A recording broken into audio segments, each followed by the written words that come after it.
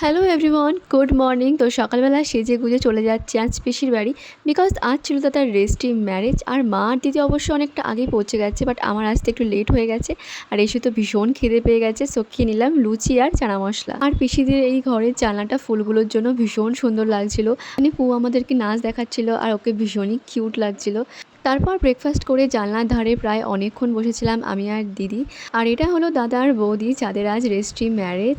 তারপর তো বাইরে এসে দেখলাম সব রান্নাই প্রায় কমপ্লিট হয়ে এসেছে, শুধু চিকেনটা বাকি। আর এখানে চিকেনটাও হয়ে এসেছে অ্যান্ড ভীষণ খিদেও পেয়ে গেছিলো। আর এর নাম হলো ভুল্লুক। তারপর চলে আসলাম বাইরে, অনেক অনেক ফটো তুললাম। আর এখানে সবাই মিলে আমার ব্লগে হাই করছে। তারপর বাইরে রোদ্দুরে অনেকক্ষণ দাঁড়িয়েছিলাম।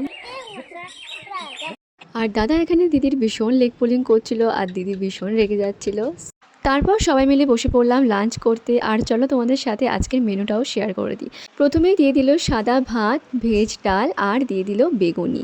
আর ভেজ ডালের সাথে কিন্তু সাথে ধনেপাতার বড়াও ছিল, আর ছিল চিপস। তারপর দিয়ে দিল দই কাতলা, আর দই কাতলাটা খেতে দারুণ হয়েছিল। আর তোমাদের কার কার দই কাতলা খেতে ভালো লাগে আমাকে কমেন্টে অবশ্যই জানিও। তারপর চলে আসলো আমার ফেভারিট চিকেন কষা, আর সাথে ছিল স্যালাড, লেবু দিয়ে জাস্ট অসাধারণ লাগছিল খেতে। তারপর সবশেষে দিয়ে দিল টমেটোর চাটনি, পাঁপড়, আর সাথে ছিল কালাকাঁদ, নলেন গুড়ের মিষ্টি। মিষ্টি যেহেতু আমি খাই না তো নিও নি।